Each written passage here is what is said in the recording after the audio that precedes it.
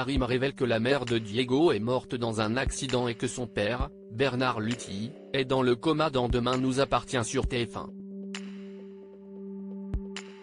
Comme Diego a grandi à 7, son père est dans un clinique et l'adolescent va prochainement lui rendre visite avec Chloé, Ingrid Chauvin.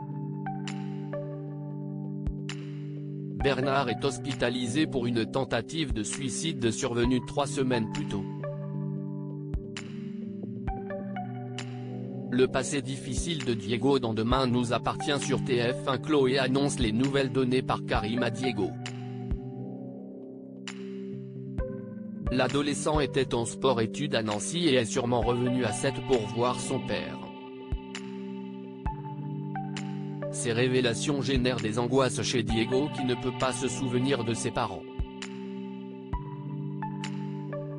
Les indices s'amoncellent quand Karim, Sarah et Damien se rendent chez Bernard Luthi en prenant la clé dont ils disposaient.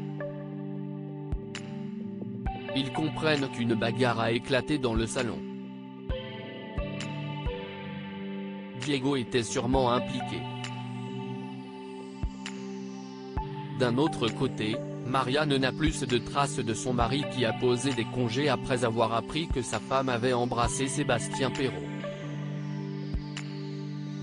Chloé lui conseille de mettre les choses au clair définitivement avec le procureur. Dans l'intervalle, Renaud frappe Sébastien au visage devant Raphaël. Le soir même, Marianne coupe les ponts avec Sébastien qui reste affligé. Dans ce même épisode, Soraya connaît une situation troublante dans laquelle elle est invitée par Stéphane à l'opéra.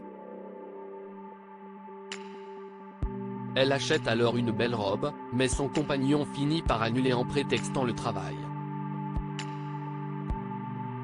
Est-ce le début d'une fin de relation pour le couple ? Julie commet une bourde avec une patiente de son côté. Julie fait ses gammes au service gynécologie de l'hôpital Saint-Clair avec Soisic, Charline Une.